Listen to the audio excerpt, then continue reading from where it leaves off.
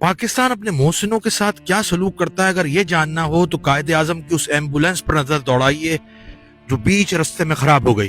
راولپنڈی کے اس جلسے پہ نظر دوڑائیے جس میں پنڈال میں بیٹھے ایک شخص نے لیاقت علی خان کے سینے کو گولیوں سے چھلنی کر دیا۔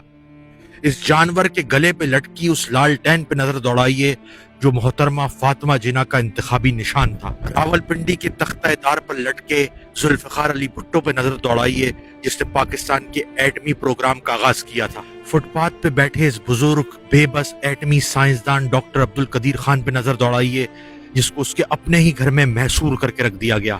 راولپنڈی کی سڑکوں پر لگے خون کے ان دھبوں پہ نظر دوڑائیے جہاں ملک کی پہلی خاتون وزیر اعظم بے نظیر بھٹو کو سر پہ گولی مار کر شہید کر دیا گیا۔ اڈیالہ جیل کے اس سیل پہ نظر دوڑائیے جہاں سابق وزیر اعظم اور قومی ہیرو عمران خان کی بینائی اس سے چھین لی گئی، اور اس جیل کے باہر ان 3 بہنوں پر نظر دوڑائیے جو اپنے بھائی کی ایک جھلک دیکھنے کی خاطر سڑکوں پر رسوا کی گئیں۔